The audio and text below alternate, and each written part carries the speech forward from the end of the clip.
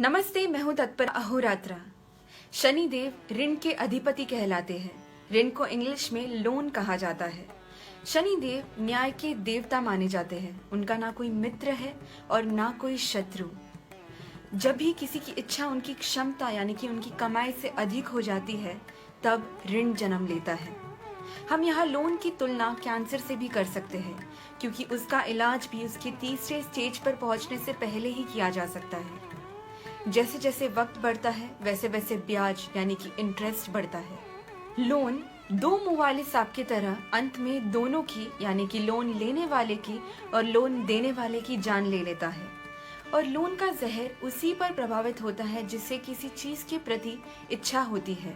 Loan देने वालों को इंटरेस्ट की इच्छा रहती है, ब्याज की इच्छा रहती है, और लोन लेने वालों को पैसों की इच्छा रहती है, और यही इच्छा अंत में दुख का कारण बनता है।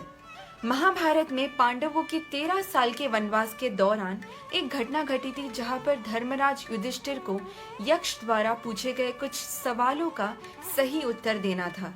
गलत उत्तर देने पर युधिष्ठिर की जान ले ली जाती, और सही उत्तर देने का परिणाम था कि वो अपने सभी भाइयों में से किसी एक को फिर से जीवित कर पाते। यक्ष द्वारा पूछे गए उन सभी सवालों में से एक सवाल था कि इस संसार में सबसे अधिक खुश कौन है। इसके सही उत्तर में युधिष्ठिर ने कहा, वो जो किसी के भी ऋण में नहीं है, यानी कि इंग्लिश में कहते हैं द लोनलेस मैन। जब भारत स्वतंत्र हुआ और ब्रिटिशर्स हमारा देश छोड़कर गए, विंस्टन चर्चिल ने कहा था कि हमें भारत को लूटने का सबसे बेहतरीन तरीका मिल गया है और इसी वजह से हमने उन्हें स्वतंत्रता दी है। जो भी उस समय चर्चिल के साथ मौजूद थे, वे सब परेशान हो गए ये सोच के कि ये कैसे संभव है। चर्चिल ने उन्हें समझाया कि भारतीयों को दिखावा करना बहुत पसंद है। खुद का घर होना उनकी कमजोरी है। वे अनाज से ज्यादा सोने के भूखे हैं। हम उन्हें लोन की मदद से आसानी से लूट सकते हैं। हम उन सभी चीजों पर लोन को उपलब्ध करेंगे जो उनकी कमजोरी है, जैसे कि gold loan, home loan, marriage loan, car loan, personal loan, education loan. हम भारतीयों में ब्रिटिशर्स पढ़ाई का पागलपन जगाकर चले गए। उनका उद्देश्य ये था कि जो सारे पढ़ेंगे वो सब नौकर बनेंगे और सारे अनपढ़ नेता या फिर विलन बनेंगे। अपने पढ़ाई के वर्षों में उनका ध्यान सिर्फ अंकों पर रहेगा और अपनी युवा के वर्षों में वो सब सिर्फ शादी और ऐसे संबंधों पर ध्यान देंगे। फिर ऐसे राष्ट्र को हुकूमत करने की जरूरत ही क्यों होगी किसी को। उनकी योजना के हिसाब से आज तक जितना भी पैसा लूटा गया है, वही भारतीयों को लोन के तौर पर वापस देना और इंटरेस्ट के साथ वापस लेना था। कितनी अजीब बात है कि जो भी बैंक हमें लोन देता है, उनमें से किसी का भी खुद का बिल्डिंग नहीं है। सभी ऑफिसेज रेंटेड है। इस पर लियो टॉल्स्टॉय ने कहा था कि fools make the houses and wise live in. आज के तारीख में रियल एस्टेट्स गिर चुके हैं। 1 करोड़ का घर अब 50 लाख का हो गया है, फिर भी 3 करोड़ का लोन भरना पड़ रहा है। ऐसे हालात में मरना ही आसान लगने लगता है ना। हमारा राष्ट्र हमेशा हमारा ही रहेगा। हमें लोन लेने की कोई जरूरत नहीं है। पैसे बचाओ और बिना किसी लोन के घर बनाओ। सहनशीलता कमजोरी नहीं है। हम ही है जो खुद जाकर इसमें फंस जाते हैं। कुछ लोगों की जिंदगी का उद्देश्य ही ये है कि वो सारा लोन चुका पाए, और इसी वजह से वो खुद पर ध्यान देना भूल जाते हैं।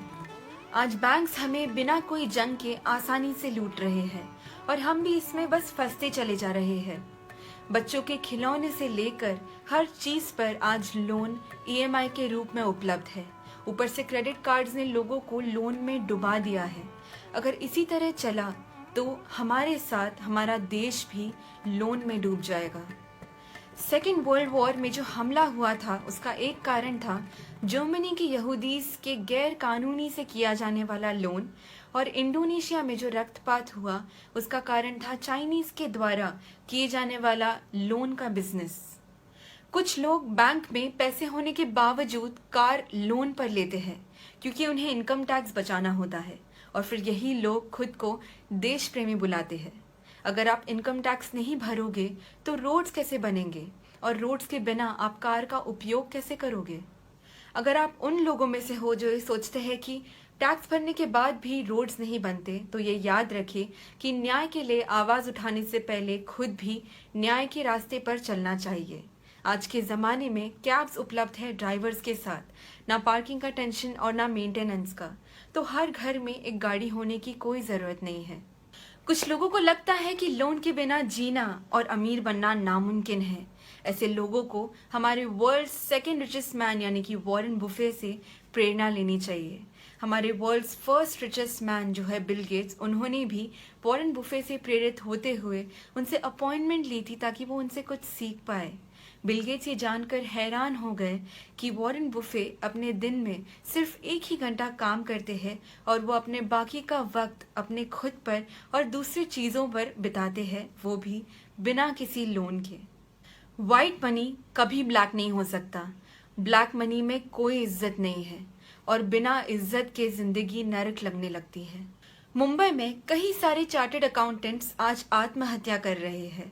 कारण ये है कि अमीर लोग सीए के पास इसलिए जाते हैं ताकि उन्हें इंटरेस्ट से ज़्यादा फायदा मिले, और इसी तरह जिन्हें लोन की ज़रूरत होती है वो भी सीए पर ही निर्भर होते हैं। यहाँ सीए एक मीडिएटर के रूप में काम करके अपना कमीशन का मार्जिन सेट करते हुए ज़रूरतमंदों को लोन देते हैं, और जब लोग लोन नहीं लौटा पाते तो सीए को दुगना पैसा देना पड़ता है, जिसकी वजह से आज कई सारे सीए आत्महत्या कर रहे हैं। आज की तारीख में किसान हमारे पुराने एग्रीकल्चरल टेक्निक्स को छोड़कर विदेशी टेक्निक्स आजमा रहे हैं। फर्टिलाइजर्स और पेस्टिसाइड्स जैसे कि यूरिया और आदि के लिए उन्हें लोन लेने की ज़रूरत पड़ रही है। इन फर्टिलाइजर्स और पेस्टिसाइड्स के कारण हमारे ज़मीन का पीएच वैल्यू जो कि नेचुरली बहुत ज़्यादा है वो कम हो गया और अपना ताकत खो चुका, जिसके कारण किसानों का लोन बढ़ता गया और अंत में उन्होंने आत्महत्या कर लेना ज़्यादा आसान समझा। वक्त बदल चुका है। सदियों पहले श्री रामानुजा जी और कितने ही महान पुरुषों ने इंटरकास्ट मैरिजेस किया, जिसकी वजह से उनकी आगे की पीढ़ी और भी अच्छे गुणों के साथ पैदा हुई। सारी प्रॉपर्टी जायदाद अपने ही कास्ट में रखने की वजह से लोग अपने ही संबंधियों से शादी करवाने लगे। इसके वजह से जनरेशन्स, हमारी पीढ़ियां नष्ट हो रही है। थोड़ी समझौते के साथ बच्चों को अपने पसंद के व्यक्ति से शादी करने देना चाहिए। इससे उनकी आगे की पीढ़ी भी अच्छी रहेगी, डाउरी सिस्टम भी पूरी तरह से खत्म हो जाएगा और ना लोन लेने की जरूरत पड़ेगी। बहुत नसीब वालों को ही इस देश में जन्म लेने का अवसर मिलता है, और इसी वजह से हमारे पूर्वजों ने भी कभी जंग के लिए विदेश जाने का कदम नहीं उठाया। इस देश ने देवी सरस्वती के रूप में सभी को बहुत ज्ञान दिया है। ऐसा कोई विषय नहीं है जिसके बारे में हमारे पूर्वजों ने लिखा या पढ़ा नहीं है। जंग पसंद करने वाली इस पूरी दुनिया को हमारे देश ने शांति और प्यार से रहना सिखाया। अनगिनत सितारों को गिनने वाला गणित यानी कि मैथमेटिक्स का भी आविष्कार इसी भूमि पर हुआ। हमारे स्कूल्स ने कभी भी ज्ञान को नहीं बेचा।